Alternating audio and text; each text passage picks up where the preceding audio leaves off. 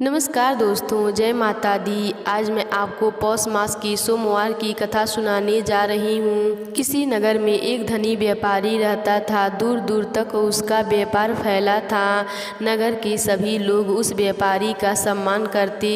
इतना सब कुछ संपन्न होने के बाद भी वह व्यापारी बहुत दुखी था, क्योंकि उसका कोई पुत्र नहीं था, जिस कारण अपने मृत्यु के पश्चात व्यापार के उत्तराधिकारी की चिंता उसे हमेशा सताती रहती थी। पुत्र प्राप्ति की इच्छा से व्यापारी प्रत्येक सोमवार भगवान शिव की पूजा व्रत किया करता था और शाम के समय शिव मंदिर में जाकर शिव जी के सामने घी का दीपक जलाया करता था। उसकी भक्ति देखकर माँ पार्वती प्रसन्न हो गईं और भगवान शिव से उस व्यापारी की मनोकामना पूर्ण करने का निवेदन किया। भगवान शिव बोले, इस संसार में सबको उसके कर्म के अनुसार फल की प्राप्ति होती है। जो प्राणी जैसा करता है उन्हें वैसा ही फल प्राप्त होता है। शिव जी द्वारा समझाने के बावजूद भी माँ पार्वती नहीं मानी और उस व्यापारी की मनोकामना पूर्ण हेतु वे शिव जी से बार बार अनुरोध करती रहीं। अंततः माता के आग्रह को देखकर भगवान भोलेनाथ को उस व्यापारी को पुत्र प्राप्ति का वरदान देना ही पड़ा। वरदान देने के पश्चात भोलेनाथ माँ पार्वती से बोले, आपके आग्रह पर मैंने पुत्र प्राप्ति का वरदान तो दे दिया, परंतु इसका यह पुत्र 16 वर्ष से अधिक समय तक जीवित नहीं रहेगा। उसी रात भगवान शिव उस व्यापारी के स्वप्न में आए और उसे पुत्र प्राप्ति का वरदान दिया और उसके पुत्र के 16 वर्ष तक जीवित रहने की भी बात बताई। भगवान के वरदान से व्यापारी को खुशी तो हुई, लेकिन पुत्र की अल्प आयु की चिंता से उस खुशी को नष्ट कर दिया। व्यापारी पहले की तरह सोमवार के दिन भगवान शिव का विधिवत व्रत करता रहा। कुछ महीनों के बाद उसके घर एक अति सुंदर बालक ने जन्म लिया और घर में खुशियां ही खुशियां भर गई। बहुत धूमधाम से पुत्र जन्म का समारोह बनाया गया, परंतु व्यापारी को पुत्र जन्म की अधिक खुशी नहीं हुई, क्योंकि उसे पुत्र की अल्प आयु के रहस्य का पता था। जब पुत्र 12 वर्ष का हुआ तो व्यापारी ने उसे उसके मामा के साथ पढ़ने के लिए वाराणसी भेज दिया।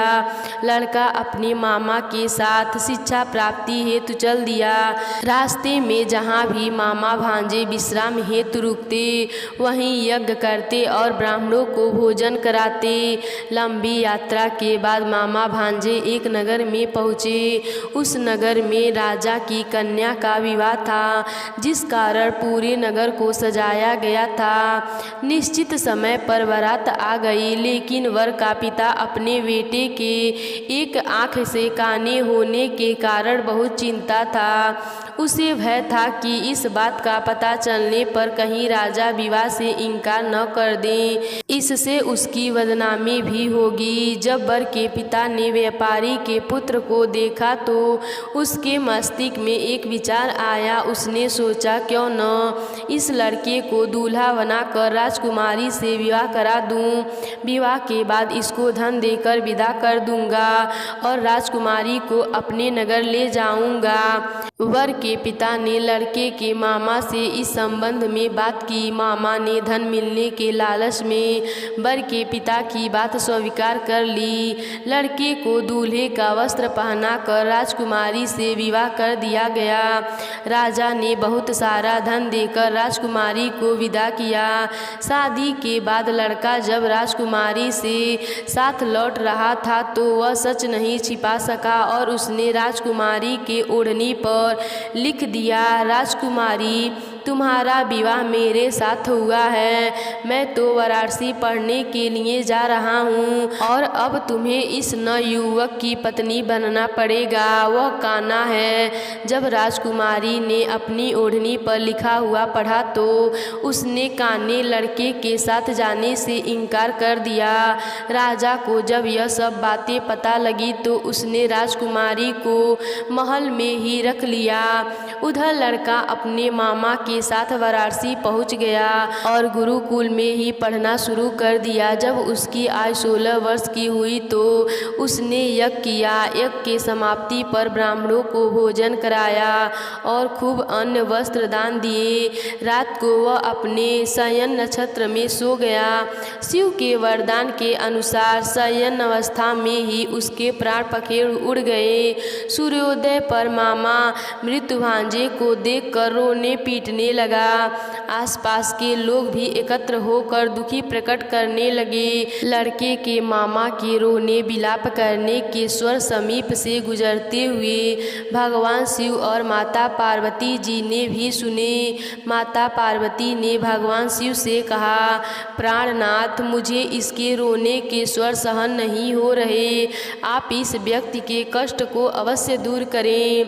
भगवान शिव ने माता पार्वती के साथ अदृश्य रूप में समीप जाकर देखा तो भोलेनाथ माता पार्वती से बोले, यह तो उसी व्यापारी का पुत्र है जिसे मैंने 16 वर्ष की आयु का वरदान दिया था। इसकी आयु पूरी हो गई है। माता पार्वती ने फिर भगवान शिव से निवेदन कर उस बालक को जीवित देने का आग्रह किया। माता पार्वती के आग्रह पर भगवान शिव ने उस लड़के को जीवित होने का वरदान दिया और कुछ ही पल में वह जीवित होकर उठ बैठा। शिक्षा समाप्त करके लड़का मामा के साथ अपने नगर की ओर चल दिया। दोनों चलते चलते उसी नगर में पहुँचे जहाँ उसका विवाह हुआ था। उस नगर में भी यज्ञ का आयोजन किया। समीप से गुजरते हुए नगर के राजा ने यज्ञ का आयोजन देखा और उसने तुरंत ही लड़के और उसके मामा को पहचान लिया। यज्ञ के समाप्त होने पर राजा मामा और लड़के को महल में ले गया और कुछ दिन उन्हें महल में रखकर बहुत साधन वस्त्र आदि देकर राजकुमारी के साथ विदा कर दिया। इधर भूखे प्यासे रहकर व्यापारी और उसकी पत्नी बेटे की प्रतीक्षा कर रहे थे। उन्होंने प्रतिज्ञा कर रखी थी कि यदि उन्हें अपने बेटे की मृत्यु का समाचार मिला तो दोनों अपने प्राण त्याग देंगे। परंतु जैसे ही उसने बेटे को जीवित वापस लौटने का समाचार सुना तो वह बहुत प्रसन्न हुए। वह अपनी पत्नी और मित्रों के साथ नगर के द्वार पर पहुंचा। अपने बेटे के विवाह का समाचार सुनकर पुत्र वधू राजकुमारी को देखकर उसकी खुशी का ठिकाना न रहा। उसी रात भगवान शिव जी ने व्यापारी के स्वप्न में आकर कहा, हे श्रेष्ठी, मैंने तेरे सोमवार के व्रत करने और कथा सुनने से प्रसन्न होकर तेरे पुत्र को लंबी आयु प्रदान की है। पुत्र की लंबी आयु जानकर व्यापारी बहुत प्रसन्न हुआ। शिव भक्त होने तथा सोमवार का व्रत करने से व्यापारी की सभी मनोकामनाएं पूर्ण हुई। इसी प्रकार जो भक्त सोमवार का विधिवत व्रत करते हैं और व्रत कथा सुनते हैं उनकी सभी इच्छाएं पूरी होती हैं। तो प्रेम से बोलिए माता पार्वती की जय, भोलेनाथ की जय।